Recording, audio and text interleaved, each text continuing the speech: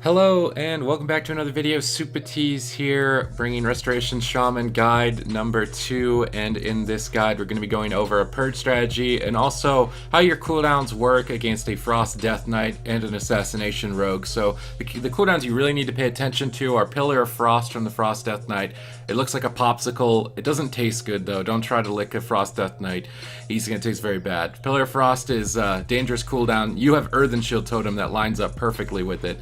Assassination Rogues have a cooldown called Vendetta, and your Astral Shift will line up well with that. So those are the two cooldowns that you're going to primarily look out for. In this matchup, you want to start with Earth Shield on yourself. It's very likely that they want to go after you. You also want to run Electrocute because you're fighting a Discipline Priest, playing a melee cleave, and you want to spam purge them. So I dropped my Healing Tide and double Healing Stream Totem preemptively during the Pillar of Frost, and I dropped Earthen Shield. Unfortunately for me, this Death Knight made a wise decision and Death Gripped me out of the Earthen Shield, so he's denied my 1 minute cooldown. But because he did it so late into his Pillar of Frost, he didn't really get a lot of benefit. He focused a lot of his damage onto my Feral.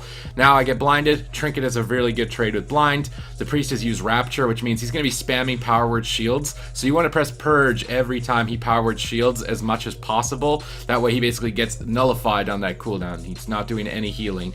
Now I see the Feral Druid as the primary target, so I'm making sure Earth Shield's on him. I'm using my Spirit Link Totem and Ascendance. I'm basically just throwing everything onto the ground that I have because we're playing aggressive. We're trying to purge. I'm coordinating interrupts. I'm asking my partners, do you have Pummel? If they don't, then I'll use Wind Shear. So we're focused on coordinating our interrupts, and I'm doing my best to just stay on top of the Priest as much as possible.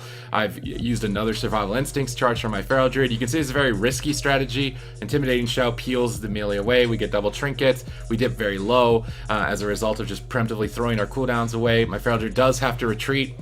So after realizing that we have no defensive cooldowns, at that point, it's when your teammates need to start kiting and avoiding damage. Then as soon as you start to restabilize, you need to get aggressive onto the Priest again. So Pillar of Frost is likely available. I get stunned here with no Earth Shield. This is a very dangerous situation. I should have swapped my Earth Shield, and the Death Knight again makes a nice move by Death Gripping me out of my Earthen. So I immediately try to get back inside of it to get that extra damage reduction bonus towards the Pillar of Frost and just the constant damage from the enemy team.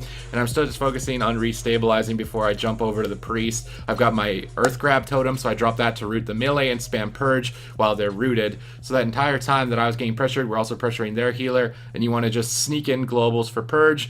You don't want to be frugal with your cooldowns when you're playing aggressive and with a Purge strat like this. You just want to basically throw all of your stuff, all your totems on the ground, everything on the ground, and then get your Purges rolling.